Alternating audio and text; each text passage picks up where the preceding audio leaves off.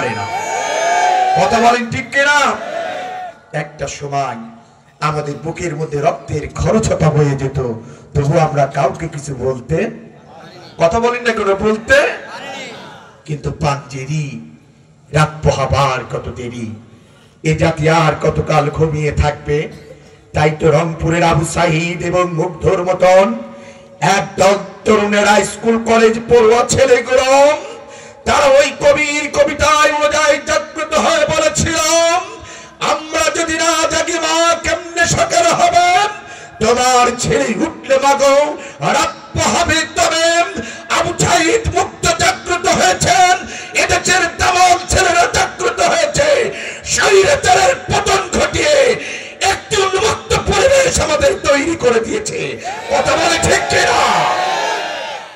এই উন্মুক্ত পরিবেশ পেয়ে আমরা খুশি না বেজার? আজকের মাহফিলের কোন অনুমতি লেগেছে? অথচ এই মাহফিলটা যদি 5ই আগস্টের আগে হতো, বলেন মাহফিলের অনুমতি হতো? এই মাহফিল দিতে গেলে কত আতি নেতা পাতি নেতার বাড়ি ধর্ণা ধরতে ধরতে এমনকি স্যান্ডেলের পিঠ পর্যন্ত ক্ষয় হয়ে যেত। কথা বলে সত্য না মিথ্যা? আল্লাহকে সাক্ষী রেখে বলো, এই কাজগুলো করবেন না। যখন যে দল ক্ষমতায় আসবে, এদিকে তাকান, এই কোরআনটাকে সকল দলের ঊর্ধ্বে রাখবে। রাজি আছেন তো ইনশাআল্লাহ? এই কোরআন কিন্তু কোন দলের দলীয় গ্রন্থ নয়। আমার উস্তাদ বসে আছে, এটা আওয়ামী লীগের কিতাব নয়, এটা বিএনপিদের কিতাব নয়, এটা তবলিগ বলেন, চরমোনা বলেন, আষ্টচি বলেন, দেওয়ানবাগি বলেন, জাসদ বলেন, বাসদ বলেন, কমিউনিস্ট বলেন, ইভেন বাংলাদেশ জামাত ইসলামী বলেন, কোন দলের নেতা এবং কর্মী বলতে পারবে না যে কোরআন তাদের নির্দিষ্ট। কোরআন কার? আওয়াজ দেন। এবং এই কোরআন এমন একটি কিতাব, এই কোরআন এমন একটি গাইড, এমন একটি গ্রন্থ যার মধ্যে এক কিঞ্চিত পরিমাণ কোনো ভুল নাই। আছে নাকি? আমি কিন্তু মাদ্রাসায় পড়াশোনা করেছি, ইউনিভার্সিটিও পড়াশোনার সৌভাগ্য আল্লাহ আমাকে দান করেছে। কিন্তু এলাকার ভাইয়েরা আমার, আমি যখন ইউনিভার্সিটিতে পড়তাম, ওই ইউনিভার্সিটির কেন্দ্রীয় লাইব্রেরি থেকে আল্লাহ পাক রব্বুল আলামিন তার ছোট্ট গোলামটাকে এই পৃথিবীর অসংখ্য রাইটারদের বই পড়ার সুযোগ আমাকে দিয়েছে। আমি কবিদের কবিতা পড়েছি, সাহিত্যিকদের সাহিত্য পড়েছি, প্রবন্ধ রচনাকারীদের প্রবন্ধ পড়েছি, রাজনীতিবিদদের বই পড়ার সুযোগ আল্লাহ আমাকে দিয়েছে। কিন্তু বজরাপুরের ভাইয়েরা আমার, ওই ইউনিভার্সিটির কেন্দ্রীয় লাইব্রেরি থেকে এই পৃথিবীর যত রাইটারদের বই পড়েছি, আজ পর্যন্ত কোন রাইটার, কোন লেখক তাদের বইগুলো 100% সত্য, নির্ভেজাল, ত্রুটিমুক্ত, এমন গ্যারান্টি কিন্তু আজ পর্যন্ত দুনিয়ার মধ্যে কেউ দিতে পারে না।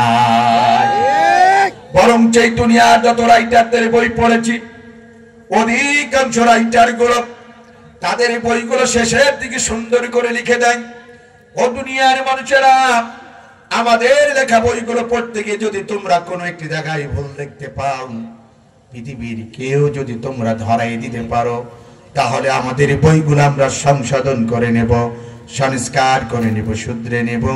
এমন কথা দুনিয়ার রাইটারদের শেষে লেখা থাকে কি থাকে না? কিন্তু বজরাপুরের ভাইয়েরা আমার, ওই ইউনিভার্সিটির কেন্দ্রীয় লাইব্রেরি থেকে আল্লাহ পাক রব্বুল আলামিন তার ছোট্ট কোরআনটাকে এই দুনিয়ার রাইটারদের বই পড়ার পাশাপাশি আর একটি কিতাব পড়ার সৌভাগ্য দান করেছেন, যার নাম হলো আল কোরআন। আমি এই কোরআনুল কারীমের 1 নয় 2 নয়, শুরু থেকে শেষ পর্যন্ত আয়াত কারিমাগুলো তেলাওয়াত করেছি, অর্থগুলো অনুধাবন করার চেষ্টা করেছি। কিন্তু আমার আল্লাহ রাব্বুল আলামিন দুনিয়ার রাইটার, কবি, সাহিত্যিক, বিজ্ঞানীদের মতন তার এই কোরআনুল কারীমের কোন একটি জায়গায় বলে নাই, বান্দা আমার এই কোরআন তেলাওয়াত করতে গিয়ে যদি তোমরা কোনো একটি জায়গায় ভুল দেখতে পাও, পৃথিবীর কেউ যদি তোমরা ধরাই দিতে পারো, আমি আল্লাহ আমার কোরআনটাকে সংশোধন করে নেব, সংস্কার করে নেব, শুধরে নেব। এমন কথা কিন্তু আজ পর্যন্ত আমার আল্লাহ কোরআনে কোনো জায়গায় বলে নাই। বলেছে?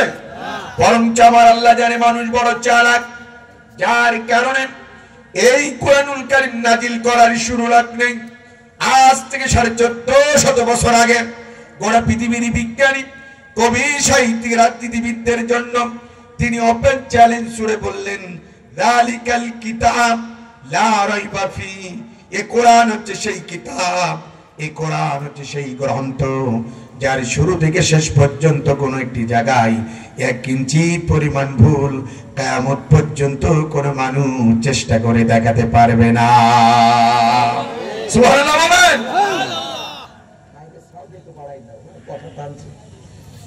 তাহলে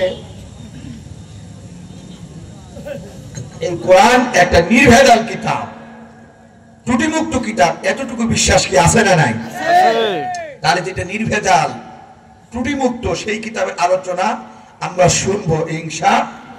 কখনো এগুলো নিয়ে বিরোধিতা করব না, বাধা দেব না। রাজি আছেন ইনশাআল্লাহ?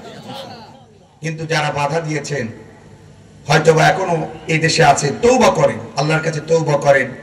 যাদের সাথে বেয়াদবি করেছেন ক্ষমা চান, আল্লাহ হয়তো বা মাফ করে দেবে। ঠিক কিনা বলেন ভাইরা আমার? আজকে আমি যে সাবজেক্ট নিয়ে আলোচনা করব, এদিকে তাকান। সরাসরি এখন তাফসীরের কাছে চলে যাচ্ছে, আমি আর আউটসাইডে যেতে চাচ্ছি না। যেটা নির্ভেজাল কিতাব সেই কিতাব থেকে আলোচনা হবে। এখন আমার আজকে আলোচনার সাবজেক্ট সূরা নাহালের 90 নম্বর আয়াত। কত নম্বর আয়াত? একটা কমন আয়াত, যে আয়াতটা আপনারা প্রত্যেকে শুনেছেন ইতিমধ্যে জুম্মার নামাজ অন্তত ইমাম সাহেবের কাছে। কোন সূরা? একটু বলেন না কেন কোন সূরা? সূরা নাহাল। এই সূরা নাহালের 90 নম্বর আয়াত। এই আয়াতের মধ্যে আল্লাহ পাক রব্বুল আলামিন 6টা বিষয় কথা বলেছে। আমার দিকে তাকান। কয়টা? 6টা। জোরে বলেন। 6টা। 6টা। 3টা আদেশ করেছেন আল্লাহ আয়াতে, আর 3টা নিষেধের কথা বলেছেন। তাহলে 3 এ কত হয়? 6। কোন সূরা আলোচনা হবে? সূরা নাহাল। নাহাল। নাহাল মানে কি বলতে পারেন কেউ? মৌমাছি, যেটা মধু সংগ্রহ করে। মধু চেনেন তো আপনারা? মধু কি করে? মাখে। কি করে বলে? মধু খাওয়া ভালো না খারাপ? আমার উস্তাদ বসে আছে, আমরা হাদিসের ভাষায় পড়েছি, মধু হলো সকল শেফা, সকল রোগের কি বলেন মহা ঔষধ। শেফা মানে ভালো রাখার জন্য, সুস্থ থাকার জন্য মধু একটা ইম্পর্টেন্ট জিনিস। আপনারা খান তো মধু? এখন তো মধু খায় না মানুষ, মধুর পরিবর্তে এখন ফেনজিডিল খায়, কেউ ইয়াবা খায়, কেউ গাঁজা খায়, কেউ হিরোইন খায়, কেউ বোতল খায়। যেগুলো খেলে শরীর ভালো থাকে, মন ভালো থাকে, মানুষ সুস্থ থাকে, মানুষ এখন সেইগুলো খায় না, টাকা দিয়ে হারাম খাদ্য কিনে খায়, যে খেলে শরীরের অপকার ছাড়া অপকার মানে অপকার ছাড়া উপকার নাই। কথা বলেন না কেন? সত্য না মিথ্যা? এখনকার ইয়াং জেনারেশন অধিকাংশ 2 ঘন্টা এক জায়গায় বসে থাকতে পারে না, উঠাউঠি শুরু করে। কারণ কি? ওই যে ডাল ফেনসিডিল খেলে ঘন ঘন প্রসাব হবে, মদ খেলে ঘন ঘন প্রসাব হবে, আরো যে মাদকাসক্ত যে জিনিসগুলো আছে দেখবেন, মাদক সেবন যারা করে এদের চেহারা নূর কমে যায়, এদের মুখের সুন্দর দাঁতগুলো পড়ে যায়, এরা কয়েকদিন পরে দেখা যায় চোখে কম দেখে, এদের দেখবেন আস্তে আস্তে প্যারালাইসিস হয়ে যায়। সুন্দরী বউ থাকলেও দেখা যায় কয়েকদিন পরে মন্টু মিয়ার হাত ধরে ভেঙে চলে যায়। কথা বলেন না কেন? এবং মাদক সেবন যারা করে পরিবারের বোঝা, সমাজের বোঝা, রাষ্ট্রের বোঝা এবং সমাজের মানুষ তাদেরকে ঘৃণা করে। কথা বলেন ঠিক না ঠিক? অতএব আমি আমার যুবকদেরকে বলবো, ইয়াং জেনারেশন এখন মাহফিলে খুব অ্যাক্টিভ, তার বাস্তব প্রমাণ আমি দেখেছি। আমার মাহফিল ছিল ওই দিন কক্সবাজার, আমাদের খুলনা বিভাগে একটি মাহফিল হয়েছে। কোথায় বলেন তো? যশোর। যশোরে আকিস ফাউন্ডেশন আদ্দিন হসপিটালের তাদের উদ্যোগে একটা মাহফিল হয়েছে। আমরা দেখেছি সেখানে ম্যাক্সিমাম ইয়াং জেনারেশন, এবং সেই মাহফিলে 30 লক্ষ মানুষের সমাগম ঘটেছে। সর্বনিম্ন কত লক্ষ? 30 লক্ষ। এগুলো কিসের লক্ষণ? এগুলো বিজয়ের লক্ষণ। আমাদের দেশে অনেক নেতাদের কিন্তু এখন অনেকে চুলকানি বেড়ে গেছে, মানে চুলকাচ্ছে এখন অনেকে। আলেমদের মাহফিলে এত লক্ষ মানুষেরও কেন? টক শোতে কথা হচ্ছে, খবরে কথা, খবরে টক শোতে, চার দোকানে এখন এটা নিয়ে খুব সমালোচনা হচ্ছে। আমি বলতে চাই, তারা চিন্তা করছে আমরা আমাদের কর্মীদেরকে বিরিয়ানির প্যাকেট দিয়ে 1000 টাকা দিয়ে আমাদের মাঠ ভরাতে পারি না। ডক্টর মিজানুর রহমান আজারি 3.5 বছর ছিল পালায়ে, ওই মালয়েশিয়ায়, ও বেটা আসলো এখানে, তার কেউ বিরানিও দিল না, কেউ টাকাও দিল না, নিজের অর্থায়ন খরচ করে গিয়ে 1 নাই 2 নাই 30 লক্ষ মানুষ মাঠে কানাই কানাই ভরপুর হয়ে গেল। এটা তারা মেনে নিতে কথা বলেন না কেন? এটা ডক্টর মিজানুর রহমান আজহারীর কেরামতি নাই। ভারত ময়দানে আল্লামা দেলাওয়ার সাইদির বক্তব্য দিয়ে আমি আপনাদের মূল আলোচনার দিকে যাচ্ছি। তিনি বলছেন এই চট্টগ্রামের লক্ষ জনতা এটা আল্লামা দেলাওয়ার সাইদির জন্য আসে নাই, এটা একমাত্র আল্লাহর কোরআনের কারণে। কথা বলেন ঠিক কিনা? আরো যারা বলেন ঠিক তবে ঠিক। এটা কোরআনের মুজিজা। ডক্টর মিজানুর রহমান আজহারীর কোনো কেরামতি নাই, আল্লাহর কোরআনের মুজিজার কারণে আল্লাহ তাকে সম্মানিত করেছে। কথা বলেন ঠিক তবে ঠিক। অতএব এইগুলো দিকে যারা বাড়াবাড়ি করবা, লাফালাফি করবা, কোথায়? মামু বাড়ি দিল্লি। আল্লামা সাইদি বলেছিল না বেশি বাড়াবাড়ি করবো না, এমন একটা নাড়া দেব দিল্লিকে মামা বাড়ি পড়বা। তাদের জায়গা ঠিকই হয়েছে কোথায়? পৃথিবীর কোন রাষ্ট্র তাদের নিতে চায় নাই, জায়গা হয়েছে কোথায়? এবং তিনি আর একটা কথা বলতেন বেশি বাড়াবাড়ি করো না, এমন একটা সময় আসবে ইঁদুরের গর্তের মধ্যেও পালানোর জায়গা পাবা না। হয়েছে কিনা? কোথায় সেই 300 ব্যক্তি? কেউ খুঁজে পায় না। ঠিকটা বেঠিক? অতএব আল্লাহ ছাড় দেয় কিন্তু ছেড়ে দেয় না। বলেন আল্লাহ ছাড় দেয় কিন্তু ছেড়ে দেয় না। এই বিশ্বাসটুকু রাখবে। তাহলে কোন সূরা? মাশাআল্লাহ মনে আছে কোন সূরা? নাহাল। এই সূরাটির 90 নম্বর আয়াত। এই আয়াতটা এতটা ইম্পর্টেন্ট। এদিকে তাকান। এই যে ভাই উঠে যাচ্ছেন কেন? একটু বসে। যেটা উঠবে চেহারা দেখলেই বোঝা যাবে ওটা কোন কাতারের লোক। দেখেন তো কোনটা ওঠে না। 1 নম্বরে তো আছে, 2 নম্বর। এদিকে তাকান। আলোচনা হবে কোন সূরা? কত নম্বর আয়াত? 90 নম্বর। আমার দিকে তাকান, খুব ভালো লাগবে। একটু ঠান্ডা হয়ে শোনেন। উস্তাদ বসে আছে। এই সূরাটা এতটাই, এই আয়াতটা এতটাই ইম্পর্টেন্ট। আমরা যখন দাখিল পরীক্ষা দিতাম বা আলিম পরীক্ষা দিতাম, উস্তাদরা বারবার বলে দিত ভেরি ভেরি ইম্পর্টেন্ট, স্টার চিহ্ন দাও, 2 স্টার 3 স্টার এরকম দিত কিনা বলেন? তা আমি আপনাদেরকে বলছি আয়াতটা এতটাই ইম্পর্টেন্ট যার কারণে ওমর ইবনুল আব্দুল আজিজ নাম শুনেছেন? তার জামানায় তিনি চিন্তা ফিকির করলেন এই আয়াতটা নিয়ে। এতটাই ইম্পর্টেন্ট যে তিনি তার জামানা থেকে বাধ্যতামূলক করে দিলেন খুতবাত সানির মধ্যে এই আয়াতটা অন্ততপক্ষে জুম্মার নামাজে ইমাম সাহেব পড়া যেন একবার হলেও যেন তেলাওয়াত করে। ওমর ইবনুল আব্দুল আজিজ। এবং এই আয়াত সম্পর্কে নবীজির বাণী। এদিকে তাকান। নবীজি বলছেন আমার উম্মতেরা এই সূরাতুন নাহালের এই আয়াতটাকে যদি তোমরা বাস্তব জীবনে আমল করতে পারো, তোমরা দুনিয়ার মধ্যে সোনার মানুষে রূপান্তরিত হবে। সুবহানাল্লাহ বলবেন না? একটু জোরে বলেন না কেন সুবহানাল্লাহ? কি এমন কথা যে আয়াতের মধ্যে আছে, যে আয়াতের অর্থগুলো বুঝে শুনে যদি আমল করা যায়, সোনার মানুষ হওয়া যায়, তাহলে সেইগুলো জানা দরকার আছে না না? এদিকে তাকান। তাফসীর শুরু হচ্ছে। আউযু বিল্লাহি মিনাশ শাইতানির রাজীম। বিসমিল্লাহির রহমানির রহিম। বিতাড়িত মরদুদ শয়তান থেকে পানাহ চাচ্ছি কার কাছে? আল্লাহর কাছে। আল্লাহর কাছে। বিসমিল্লাহির রহমানির রহিম। পরম করুণাময় অতীব দয়ালু মহান আল্লাহর নামে শুরু করছি। আমরা কোনো কাজ শুরু করব কার নামে? আল্লাহর নামে। জোরে বলেন না কেন? কার নামে? আল্লাহর নামে। আয়াতে কয়টা বিষয় কথা হয়েছে? 3টা আদেশ, 3টা নিষেধ। একটু কান লাগান। আল্লাহ রাব্বুল আলামিন কি বলছে একটু দেখেন। ইন্নাল্লাহা ইয়া'মুরুকুম বিল আদলি ওয়াল ইহসান ওয়া ইতা'i যিল কুরবা ওয়া ইয়ানহা আনিল ফাহশাই ওয়াল মুনকারি ওয়াল বাগই ইয়া'যুকুম লাআল্লাকুম তাযাক্কারুন। সাদাকাল্লাহুল আযীম। এই আয়াতটি কখনো কি আপনারা শুনেছেন? কারা কারা শুনেছেন হাত তোলেন তো দেখি। শুনেছেন? হাত উঁচু করেন। কোথায় শুনেছেন? জোরে বলেন। শুক্রবারে জুমার দিন, তাই না? এবার হাত নামান। আজকে পরীক্ষা হবে আপনাদের সাথে, খুব ইম্পর্টেন্ট। দেখেন আমাদের কি অবস্থা। এই আয়াত আমরা সবাই শুনেছি। কিন্তু এই আয়াতের অর্থগুলো নিয়ে অনেকে আমরা গবেষণা করি না। এতটুকু গবেষণা করেছি যে ইমাম সাহেব যখন এই আয়াত খুতবার মধ্যে তেলাওয়াত করে, যেই বলে ইয়াইদুকুম লাআল্লাকুম তাযাক্কারুন, তখন আমরা আস্তে করে কি করি? নামাজে চলে দাঁড়াই। এতটুকু তো আপনারা জানেন, ঠিক কি না?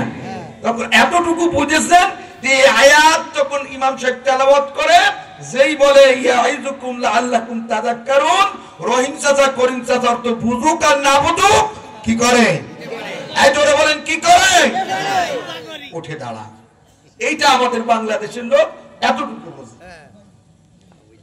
কিন্তু আয়াত আমার উস্তাদ তেলাওয়াত করেছে, তিনি বলছে কত গুরুত্বপূর্ণ একটা আয়াত। বলেন তো এই আয়াত বঙ্গভবনের ইমাম সাহেব তেলাওয়াত করে কি করে না? গণভবনের ইমাম, এরপরে পার্লামেন্টের যে মসজিদ আছে ওই মসজিদের ইমাম, বাইতুল মোকাররমের মসজিদের ইমাম, আমাদের দেশে যত ডিজিটাল মসজিদ তৈরি হয়েছে 500 550 সেই মসজিদের ইমাম, আমার আপনার বাড়ির কাছে যত জামে মসজিদ আছে প্রত্যেকটি জামে মসজিদের ইমাম এই আয়াত তেলাওয়াত করেছে কি করে নাই? তাবলীগ জামাতের যে ইজতেমার মাঠ হয় ওখানে এই আয়াত সানি খুতবার মধ্যে তেলাওয়াত হয় কি হয় না? এটা তো সত্য না মিথ্যা? কথা বলে। কিন্তু এই আয়াত আমাদের শুধু তেলাওয়াত হয়েছে, কিন্তু এই আয়াতের বাস্তব আমল আমাদের হয় না। যদি এই আয়াতের বাস্তব আয়াতের আমল যদি বাংলাদেশে থাকতো, এদেশে চুরি হতো না, খুন হতো না, লুটতরাজ হতো না, ইনসাফ ভিত্তিক সমাজ প্রতিষ্ঠা হতো। কথা বলে ঠিক কিনা? এদিকে তাকান, আল্লাহ তাআলা কি বলছে দেখেন একটু, আজকে মিলাই নিন। আল্লাহ রাব্বুল আলামিন 6টা বিষয়ে কথা বললেন, 3টা আদেশ 3টা নিষেধ। 1 নম্বর আল্লাহ আদেশ করছেন ইন্নাল্লাহা ইয়া'মুরুকুম বিল আদলি, নিশ্চয় আমি আল্লাহ তাআলা তোমাদেরকে দুনিয়ার মধ্যে ন্যায় বিচার, হক বিচার করার জন্য পাঠিয়েছি। ঠিক কথাটা কার? আল্লাহ। আমার হুজুরের, আমার ইহসান ভাইয়ের কথা কার? আল্লাহ। ইন্নাল্লাহা ইয়া'মুরুকুম বিল আদলি, নিশ্চয় আমি আল্লাহ তাআলা তোমাদেরকে ন্যায় বিচার করার জন্য দুনিয়াতে পাঠিয়েছি, হক বিচার করার জন্য পাঠিয়েছি। এখন বলেন তো, বঙ্গভবনে যারা নামাজ পড়তো, গণভবনে যারা নামাজ পড়তো, এদেশের ডিজিটাল মসজিদে যারা নামাজ পড়তো, আমার আপনার জামে মসজিদে যারা নামাজ পড়তো, এই আয়াত কি তারা কখনো শোনে নাই? জোরে বলেন। তাহলে কি ন্যায় বিচার প্রতিষ্ঠা করেছে? জোরে বলেন। প্রতি সপ্তাহে একদিন জুম্মার নামাজ ইমাম সাহেব সানি খুতবার মধ্যে বারবার আমাদেরকে সতর্ক করে বলেছেন, ও দুনিয়ার মানুষেরা, আল্লাহ পাক রব্বুল আলামিন তোমাদেরকে দুনিয়ার মধ্যে ন্যায় বিচার করার জন্য পাঠিয়েছে। কিন্তু আমাদের সমাজের মানুষ এই আয়াতটা শুধু শুনেছে কিন্তু আমল করে নাই। যদি ন্যায় বিচার, যদি আমার স্বাধীন সার্বভৌমত্ব বাংলাদেশে যদি ন্যায় বিচার প্রতিষ্ঠা থাকতো, কোরআনের পাখি আল্লামা দেলাওয়ার হোসেন সাঈদীকে 13টি বছর 13.5 বছর জেলখানার মধ্যে বন্দী থাকতে হতো না। কথা বলেন ঠিক কিনা? ন্যায় বিচার যদি প্রতিষ্ঠা থাকতো, শহীদ মতিউর রহমান নিজামী, আলী হাসান মোহাম্মদ মুজাহিদ, বিএনপির সাকা চৌধুরীকেও ফাঁসির কাস্টে ঝুলতে হতো না। কথা বলেন ঠিক কিনা? এই ন্যায় বিচার যদি প্রতিষ্ঠা থাকতো, আমার এহসান ভাই, আমার হুজুরদের মতন ভালো মানুষকে মিথ্যার মামলা দিয়ে ঘর ছাড়া বাড়ি ছাড়া হতে হতো না। কথা বলেন ঠিক কিনা? কথা বলে ঠিক কিনা? এই দেশে খুতবার মধ্যে ইমাম সাহেব আয়াত তেলাওয়াত করেছে, এদেশের রাজনৈতিক নেতারা, এমপি মন্ত্রীরা, এদেশের বিচারকেরা এই আয়াত শুনেছে শুধু সারি খুতবায়, কিন্তু বাস্তব জীবনে তারা আমল করে বলেন।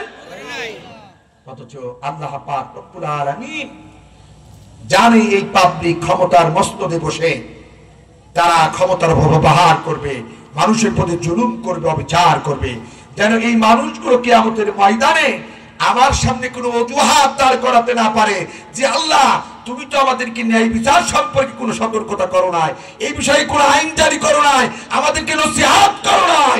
এই কথা যেন কিয়ামতের ময়দানে কোন রাজনৈতিক নেতা, কোন বিচারক, কোন মুসলমান যেন না বলতে পারে। এই জন্য আল্লাহ পাক রব্বুল আলামিন আজ থেকে 1450 বছর আগে মহানুন্তাল কোরআনুল কারীমের সূরা নাহালের 90 নম্বর আয়াতের মধ্যে আল্লাহ তাআলা আয়াতটাকে কোট করে দিলেন। বলেন সুবহানাল্লাহ। কি বিচার? এর মর্যাদা আছে না নাই? যদিও মধ্যে মাদ্রাসা নাই, মর্যাদা নাই। এদিকে তাকান, বসেন না একটু।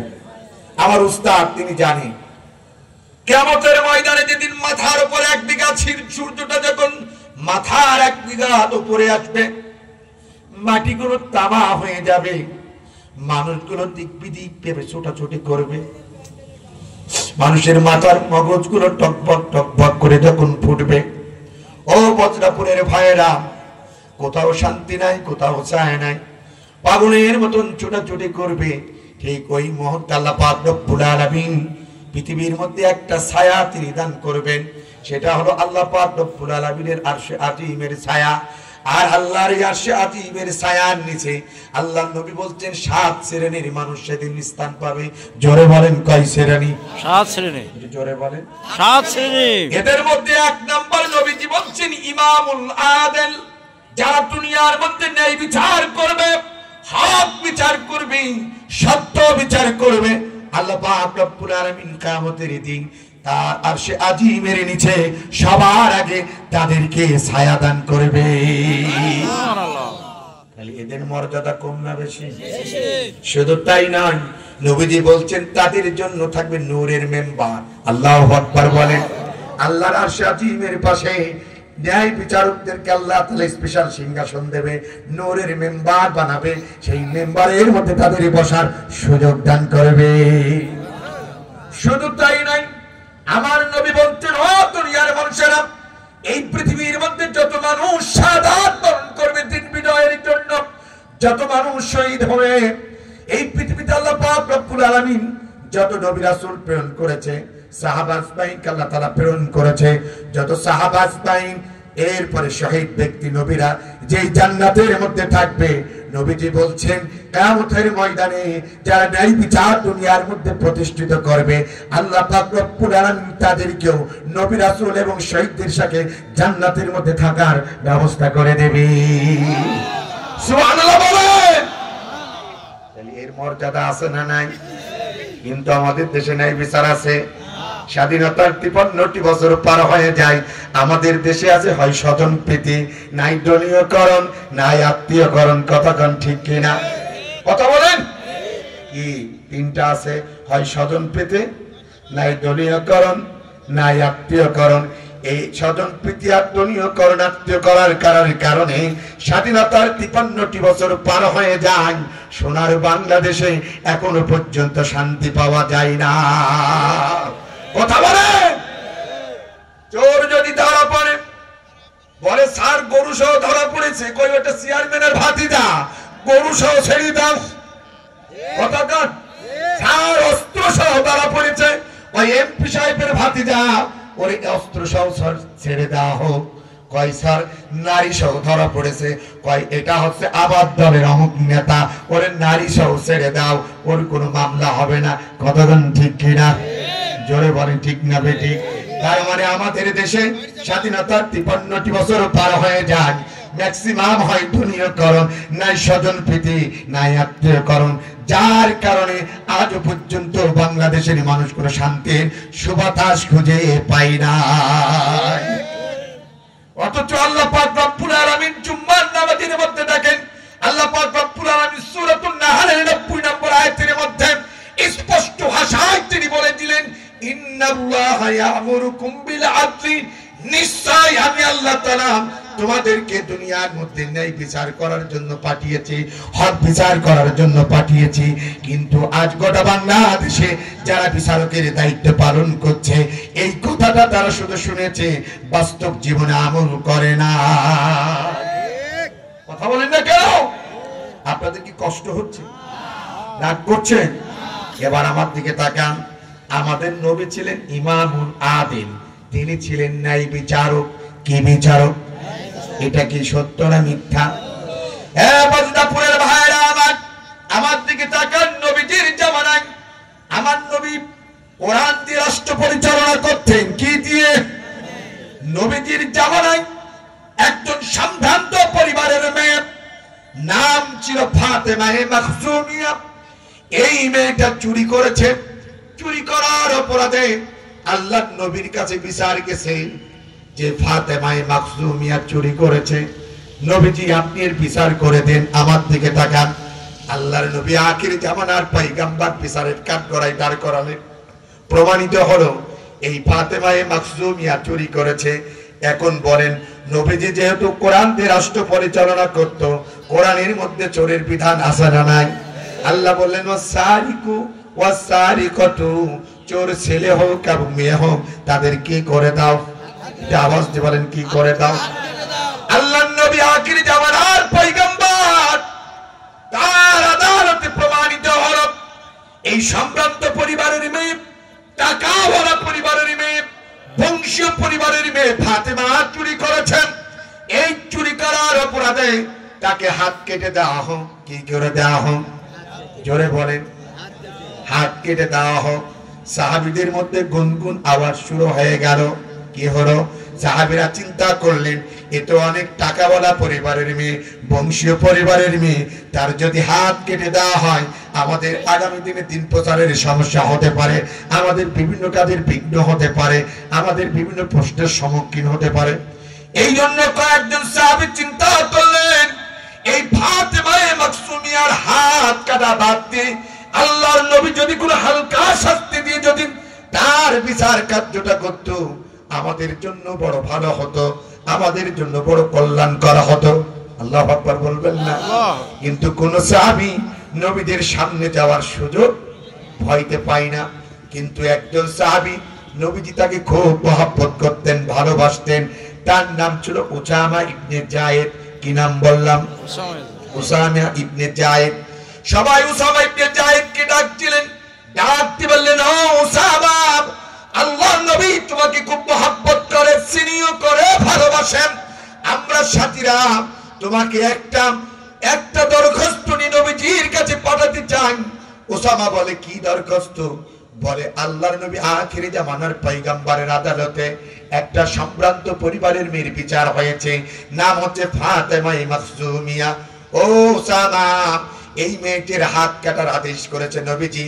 তুমি আমাদের পক্ষ থেকে নবীজির কাছে একটা বাণী পৌঁছে দাও, এই মেয়েটার হাত কাটা বাদ দিন, নবীজি যেন কোন একটা হালকা শাস্তি দিয়ে তার বিচার কার্যকর করে, তাহলে আমাদের জন্য কল্যাণ হবে। তুমি কি পারবা আমাদের দায়িত্ব পালন করতে? হযরত উসামা ইবনে যায়েদ রাদিয়াল্লাহু তাআলা সাথীদের কথা অনুযায়ী নবীজির সামনে চলে গেলেন। আল্লাহু আকবার বলেন। আল্লাহর নবীর সামনে যাওয়া মাত্রই নবীজি তাকে সালাম দিলেন। কিতাবের মধ্যে এসেছে, আল্লাহর নবীর আগে কেউ কখনো সালাম দিতে জোরে বলেন পারে নাই। এরপরে নবীজির সামনে যদি কেউ কোনো কথা বলতে যাইতো, সে যদি ছোট মানুষও হতো, আল্লাহর নবী তার কথাগুলো মনোযোগ দিয়ে শুনতো এবং কথা বলা যতক্ষণ না পর্যন্ত তাদের শেষ না হতো, নবীজি তার সিনাটা, তার চেহারাটা তাদের দিক থেকে ঘোরাতেন না। সুবহানাল্লাহ বলেন। এরা কি নেতা ছিল দেখেন।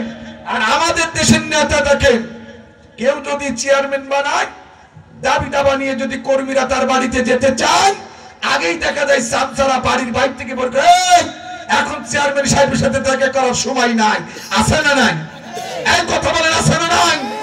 আমি মহেশপুর কোটচাঁদপুর বাসীর বলতে চাই, আগামী দিনে আমরা এমন নেতা দেখতে চাই না যে তার নেতার সাথে দেখা করার আগেই চামচাগুলো দূর দূর করে খেয়ে দিয়ে দেয়। এই নেতা আমরা দেখতে চাই না। কথা বলেন ঠিক কিনা? যেই নেতাগুলোর দরবার আমার আপনার জন্য 24 ঘন্টা উন্মুক্ত থাকবেন, যারা মস্তক অবনত করেন, একজন তিনি মজুর শ্রমিকের কথাও যেমন মনোযোগ দিয়ে শুনবেন, একজন ধনী ব্যক্তির কথাও মনোযোগ দিয়ে শুনবে। আমরা যেমন সৎ আদর্শবান নেতা দেখতে চাই।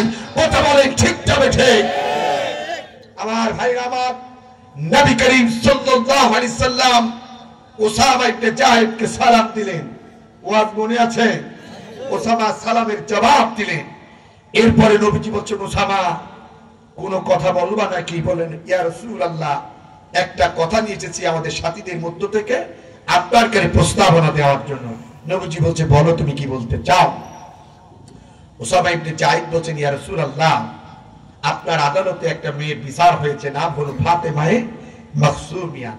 নবীজি এই মেয়েটা অনেক সম্ভ্রান্ত পরিবারের, টাকাওয়ালা, বংশীয়। এই মেয়েটার অপরাধ করার কারণে আপনার আদালতে প্রমাণিত হচ্ছে সে চোর, আপনি তার হাত কাটার অনুমতি দিয়েছেন।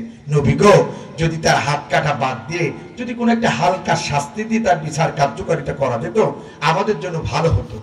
বলার সাথে সাথে নবীজির চোখগুলো লাল বর্ণের হয়ে গেল, নবীজির চেহারার মধ্যে একটা রাগান্বিত ছাপ চলে আসলো।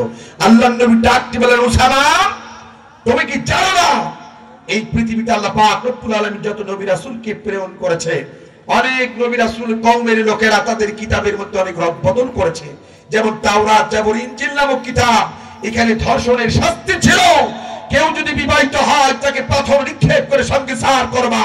কিন্তু এই কওমের লোকেরা তাদের কিতাবের মধ্যে রদবদল করে নিজেদের মন করা আইন শিখে প্রবেশ করেছে, যার কারণে আল্লাহ তাদের উপর লানত করেছে, তাদের উপর অভিশাপ দিয়েছে।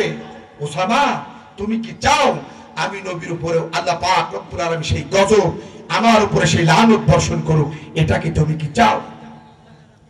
ওসামা ইবনে যায়েদ বললেন, ইয়া রাসূলুল্লাহ, ইয়া হাবিবাল্লাহ, আমি এটা চাই না। এদিকে তাকান।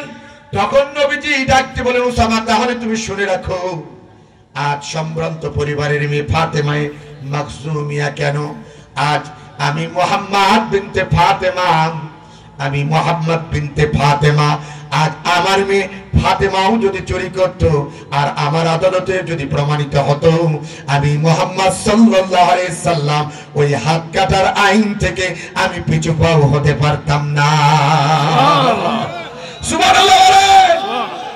ও মহেশপুর কোচ্চপুর থানার ভাইরা আমার, বলেন আমার বাংলাদেশে কোন চেয়ারম্যান, কোন এমপি, কেউ মন্ত্রী এই কথা বলার অধিকার রাখে যদি তার ছেলে চুরি করেন যে তার হাত কেটে দিতে হবে, এমন কথা বলার সাহস কার কি আছে? জোরে বলেন।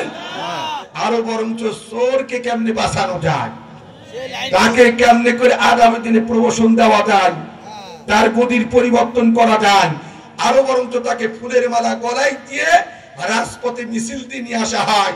অমুক ভাইয়ের চরিত্র ফুলের মতন পবিত্র, অথচ কয়েকদিন আগে ধরা পড়েছে গরু চুরি করতে। কথাটা ঠিক না বেটি? অমুক ভাইয়ের চরিত্র ফুলের মতন পবিত্র, দেখে যায় নামাজ পড়া না একত্র, গাঁজা খায় সাতত্ব। কথা বলেন না কেন? হ্যাঁ আছে না নাই? অথচ আল্লাহ পাক রব্বুল আলামিনের নবী কত বড় কথা বললেন, চিন্তা করেছেন?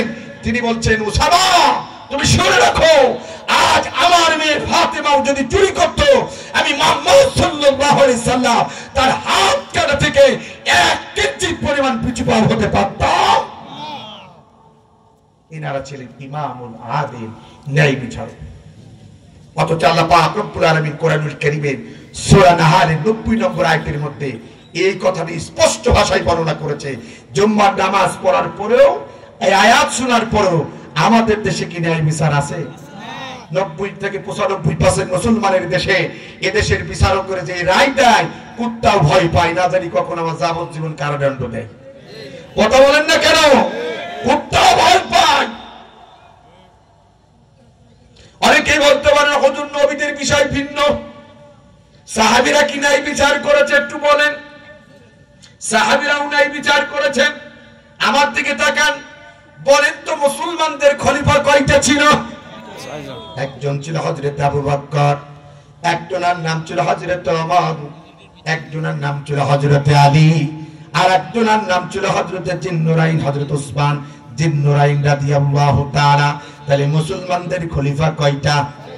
আমার দিকে তাকান, তৃতীয় খলিফার নাম ছিল হযরত আলী। এই হযরত আলী যখন রাষ্ট্রপ্রধান, প্রধানমন্ত্রী, তার জামানায়, তার খেলাফতের সময় তিনি যখন রাষ্ট্রপ্রধান, তার একটা যুদ্ধের ঢাল একজন ইহুদি চুরি করেছে।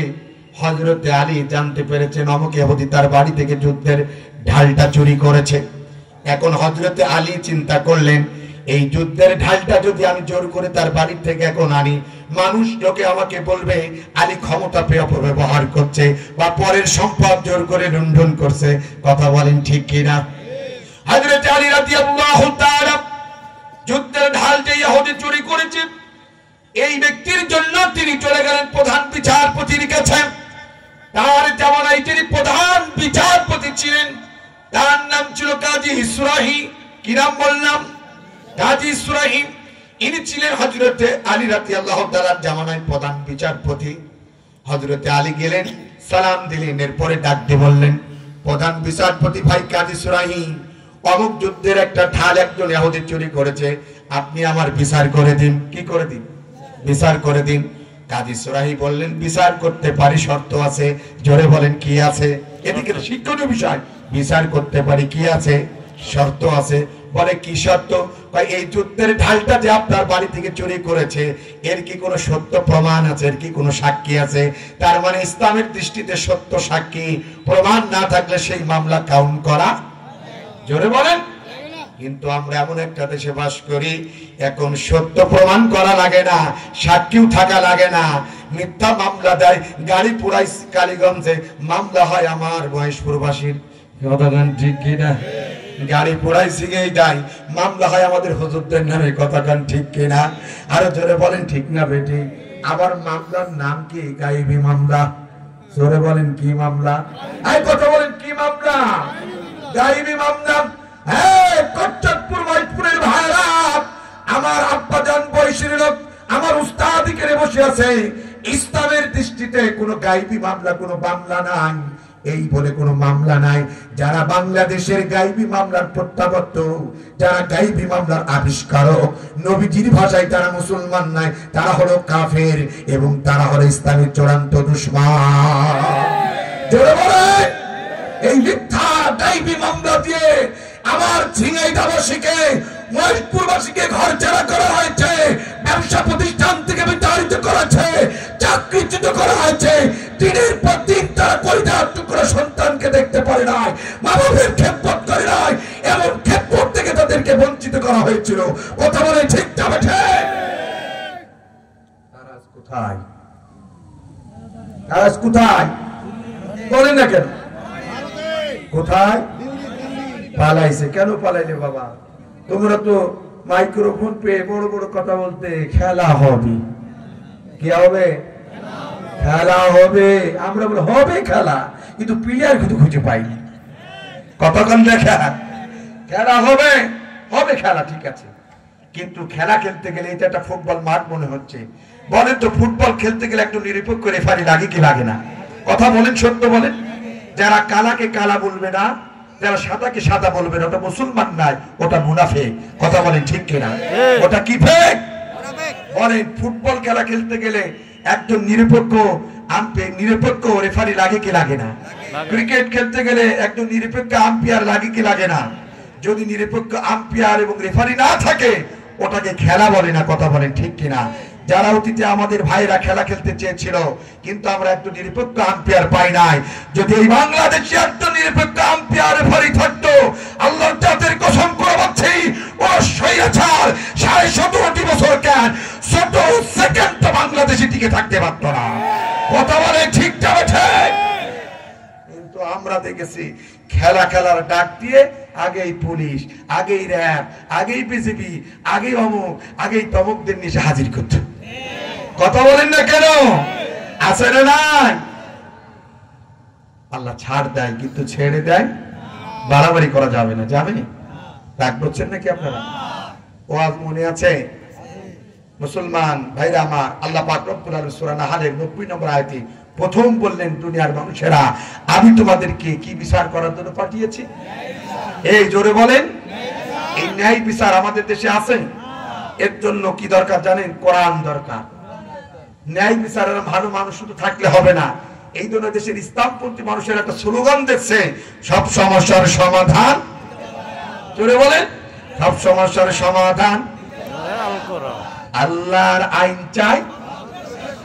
আল্লাহর আইন যদি না থাকে, আমার উস্তাদ বসে আছে, জিজ্ঞাসা করবেন, আল্লাহর আইন যদি বাংলাদেশে না থাকে, ন্যায় বিচার কোনোদিন করা সম্ভব নাই। তার কারণ চোরাচুরি করবে, আপনি ডারউইনের মতবাদ দিয়ে বিচার করবেন, এরপরে পিলটোর আদর্শ দিয়ে তার বিচার করবেন, ওই ভারতের দালালদের দ্বারা বিচার করবেন, এরপরে ওই ব্রিটিশদের পদ্ধতি আইন দিয়ে বিচার করবেন। এদেশ থেকে কিয়ামত পর্যন্ত চুরি বন্ধ হবে না।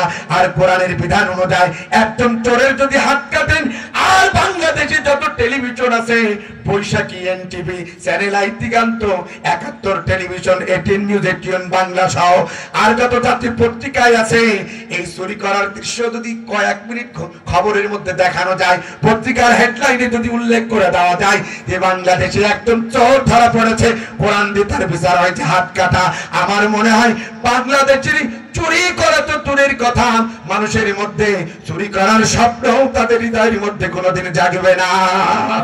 কথা বলেন, কষ্ট হচ্ছে আপনাদের? মনে আছে হযরত ওমর প্রধান বিচারপতি কাজী সুরাহির কাছে গিয়েছে। কাজী সুরাহি বলছেন, এই যুদ্ধের ঢালটা যে আপনার, এর কি কোনো সাক্ষী, কোনো সত্য প্রমাণ আছে?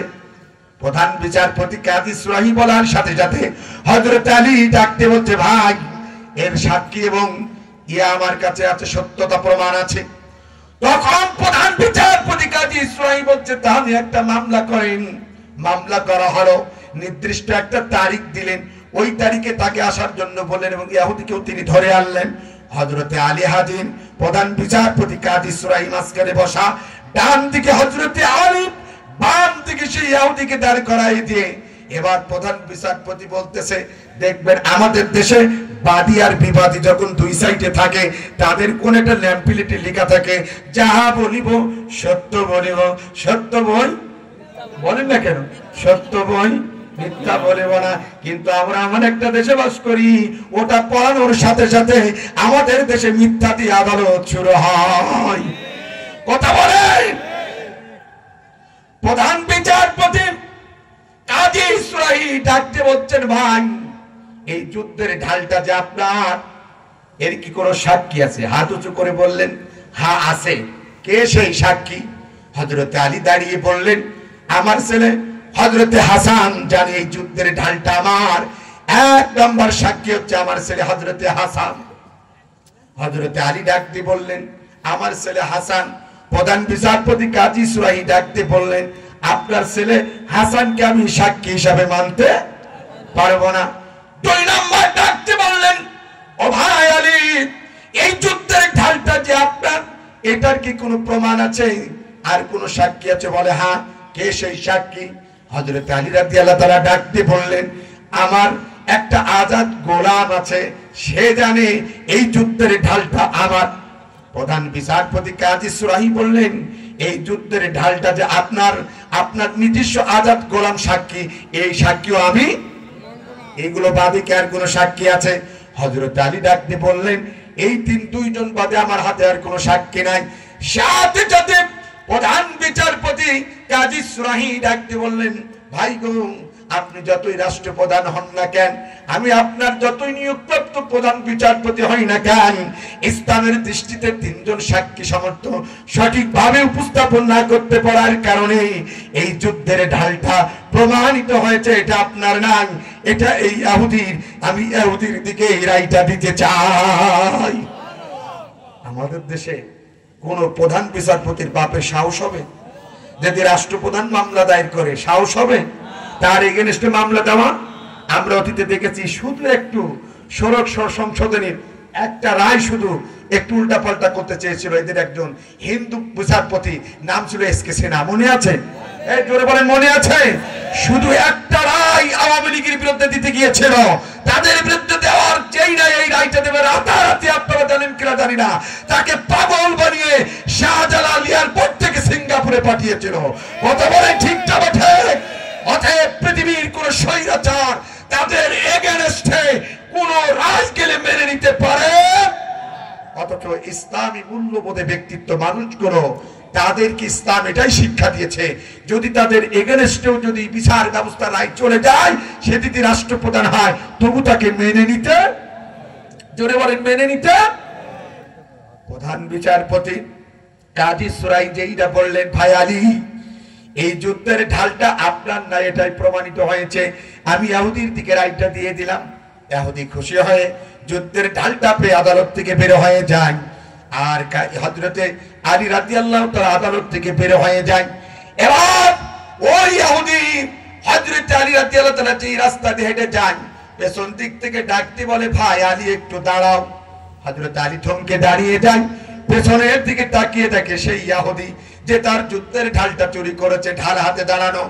ডাকতে বলে, ও ইহুদি, যুদ্ধের ঢাল তো তোমার দিয়ে দিয়েছে প্রধান বিচারপতি, আমার তো এই যুদ্ধের ঢালের প্রতি আর কোনো অভিযোগ নাই, কোনো দাবি নাই, এরপরও কেন তুমি আমাকে পেছন দিক থেকে ডাকো? ইহুদি ডাকতে বলে, ভাই আলী, এই যুদ্ধের ঢালটা আমার নাই, এটা আপনার। এই মুহূর্তে আমি আপনাকে যুদ্ধের ঢালটা ফেরত দিতে চাই। আল্লাহু আকবার বলবেন। হযরত আলী ডাকতে বলে, বলেন কি ভাই? বলে, ভাই গো, আমি একজন ইহুদি, অন্য ধর্মের মানুষ। আমি সারা জীবন শুনেছি মুসলমানদের বিচার ব্যবস্থার মধ্যে কোনো স্বজন প্রীতি হয় না, মুসলমানদের বিচার ব্যবস্থার মধ্যে কোনো দলীয়করণ হয় না, কোনো আত্মীয়করণ হয় না। সে যদি রাষ্ট্রপ্রধান হয় আর তার এগেনস্টের মামলার বাদী যদি অন্য ধর্মের হয়, তাদের মামলা সঠিক মামলা, এই মামলার মধ্যে কোনো ধানাই ফানাই চলে না। তাই আমি যেদিন থেকে এই কথাটি শুনেছি, আমি ইচ্ছা করে আপনার বাড়ি থেকে এই যুদ্ধের ঢালটা চুরি করেছি, আপনাদের বিচার ব্যবস্থাকে জাস্টিফাই করার জন্য, মুসলমানদের বিচার ব্যবস্থা দেখার জন্য, জাস্টিফাই করার জন্য। আপনি একজন রাষ্ট্রপ্রধান, আপনার বাড়ি থেকে আমি এই যুদ্ধের ঢালটা চুরি করেছি, এই জন্য আজ আমার বিচার ব্যবস্থা জাস্টিফাই করা হয়ে গেছে, মুসলমানদের বিচার ব্যবস্থা দেখা হয়ে গেছে। ও ভাই আলী, এই নাও, আমার যুদ্ধের ঢালটা আমার নাই, এটা আপনাকে ফেরত দিয়ে আমি এই মুহূর্তে দায়ী মুক্ত হতে চাই। পাশাপাশি যেই মুসলমানদের বিচার ব্যবস্থা এত চমৎকার, এত সুন্দর, সেই ইসলাম ধর্মটা আপনার হাতে হাত রেখে এই মুহূর্তে আমি কালেমা পড়ে মুসলমানিত্ব গ্রহণ করতে চাই। সুবহানাল্লাহ বলবেন না? ও বজরাপুরের ভাইরা, মহেশপুরের ভাইরা, প্রত্যেকপুর ভাইরা, আগের জামানায় মুসলমানদের বিচার ব্যবস্থা দেখেন ইহুদিরা মুসলমান হয়েছেন, মুসলমানদের বিচার ব্যবস্থা দেখেন অন্যান্য ধর্মের মানুষেরা মুসলমান হয়েছে, আর এখন মুসলমানদের বিচার ব্যবস্থা দেখে কুত্তাও ভয়ে পালায়, না জানি কখন আমার যাবজ্জীবন কারাদণ্ড দেয়। কথা বলে বলে। অথচ আল্লাহ পাক রব্বুল আলামিন এই সূরা নাহালের 90 নম্বর আয়াতের মধ্যে তিনি কি বললেন? ইন্নাল্লাহা ইয়া'মুরুকুম বিল আদলি। ও দুনিয়ার মানুষেরা, যারা তোমরা রাজনীতি করো, যারা তোমরা বিচারকের দায়িত্ব পালন করো, যারা চেয়ারম্যানি করো, যারা উপজেলা চেয়ারম্যানি করো, যারা মেম্বারি করো, যারা সমাজের প্রতিনিধিত্ব করো, খবরদার তোমরা ন্যায় বিচার করবা, ন্যায় বিচার করবা। আমি আল্লাহ তোমাদেরকে ন্যায় বিচারের জন্য পাঠিয়েছি। জুম্মার নামাজে ইমাম সাহেব খুতবার মধ্যে এই কথাটা প্রতি জুম্মার নামাজে বলে, কিন্তু আমার দেশের শাসকেরা